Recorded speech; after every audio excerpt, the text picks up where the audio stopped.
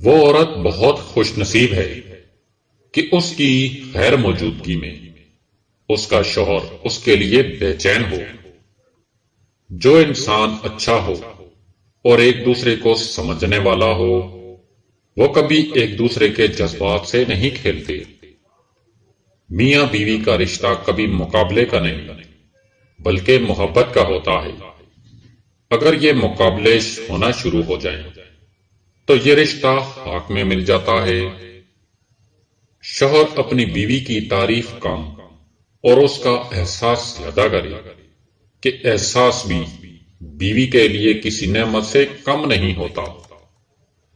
جس طرح اللہ پاک نے ماں باپ بہن بھائی کے حقوق رکھے ہیں، اسی طرح بیویوں کے بھی حقوق ہیں کہ ان کو اچھا رہن سہن دینا، ان کی فرمائش کو پورا کرنا، ان کے ساتھ اخلاق سے رہنا وغیرہ شامل ہے۔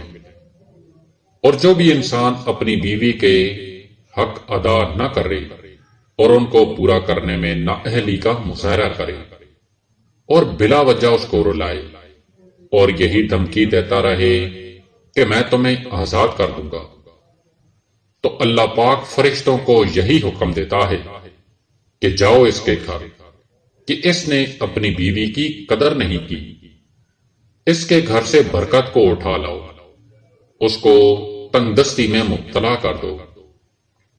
اگر یہ شخص کوئی بھی دعا کرے تو اس کی فریاد مجھ تک مت آنے دینا، اور اس کو اس وقت تک یہ چیزیں دور رکھو کہ جب تک یہ بیوی سے معافی نہ مانگے اور وہ معاف نہ کر دے۔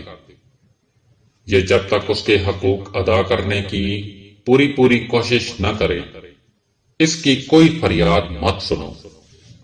پیارے نبی پاک صلی اللہ علیہ وآلہ وسلم کا ارشاد مبارک ہے کہ دنیا میں 3 چیزیں ایسی ہیں جو مجھے بہت پسند ہیں، اور جو بھی مجھے پسند ہے وہ میرے اللہ کو بھی پسند ہے۔ اور ان 3 چیزوں میں پہلا نماز مجھے بہت پسند ہے اور یہ اللہ کو بھی بہت پسند ہے۔ دوسرا خوشبو لگانا مجھے بہت پسند ہے اور یہ میرے اللہ کو بھی پسند ہے۔ اور تیسری چیز نیک عورت یا بیوی مجھے پسند ہے، اس کے اندر شرم و حیا ہو، وہ پردے والی ہو، اس کو کبھی کوئی غیر مرد نہ دیکھ سکے۔ دنیا میں ان 3 چیزوں کو ہمارے پیارے نبی پاک صلی اللہ علیہ وآلہ وسلم نے پسند فرمایا، اور ہم ان کی نعمتوں کی قدر نہ کریں تو یہ ناقدری کہلاتی ہے۔ اللہ پاک ہم پہ کس طرح اپنی رحمتیں کریں۔